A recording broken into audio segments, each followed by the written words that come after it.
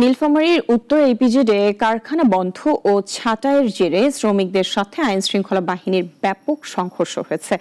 এতে এক শ্রমিক নিহত এবং অন্তত 10 জন আহত হয়েছেন। ঘটনার পর থেকে এলাকায় থমথমে পরিস্থিতি বিরাজ করছে। সাদিকুল ইসলামের রিপোর্ট, জানাচ্ছেন সিরাজুমণি শুভ। নীলফামারীর উত্তরা ইপিজেডের এভারগ্রিন কারখানা থেকে সম্প্রতি 51 শ্রমিককে ছাঁটাই করা হয়। এ নিয়ে কারখানার পরিবেশ ছিল উত্তপ্ত।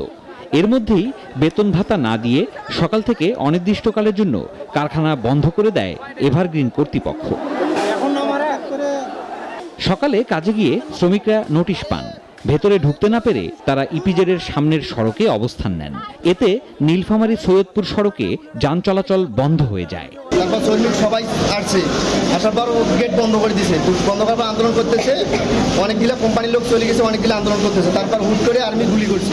11 বছর যখন হয় বা 10 বছর হয়, যদি কোনো ওয়ার্কার বাইর করে দেওয়া হয় তাহলে তাদেরকে বেসিকটা দেওয়া হয়, ল্যাপের যে টাকাটা আছে ওরা দেওয়া হয়, কিন্তু ওদেরকে কোনো টাকা দেওয়া হয়নি, ল্যাপের কোনো টাকা দেয়নি। এই জন্য ওরা আন্দোলনটা শুরু করছে আর কি। তারপর আমাদের গুলি করতে, আমি সবার ভিতরে দিলাম।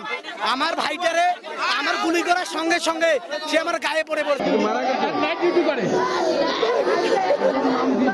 যান চলাচল স্বাভাবিক করতে সেনাবাহিনী ও পুলিশ ঘটনাস্থলে গেলে শ্রমিকদের সাথে সংঘর্ষ বাধে। এ সময় হাবিবুর রহমান নামে একজন গুলিবিদ্ধ হয়ে মারা যান।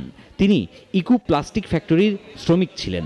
পরিস্থিতি এখন নিয়ন্ত্রণে এবং আপনারা যে দেখেন আশেপাশে এখানে কোনো লোক নেই, কোনো মব নেই। এ বিষয়ে প্রশাসনিক পর্যায়ে কার্যক্রম চলছে, চলমান আছে এবং সার্বিক নিরাপত্তা পরিস্থিতি এখন নিরাপত্তা বাহিনীর সম্পূর্ণ নিয়ন্ত্রণে রয়েছে। এ ঘটনায় আহত হন আরও অন্তত 10 জন, যাদের কয়েকজনের অবস্থা গুরুতর। সকাল আনুমানিক 9টার সময় আমাদের এখানে কিছু জরুরি বিভাগ কিছু রোগী আসেন, আনুমানিক 6 জন।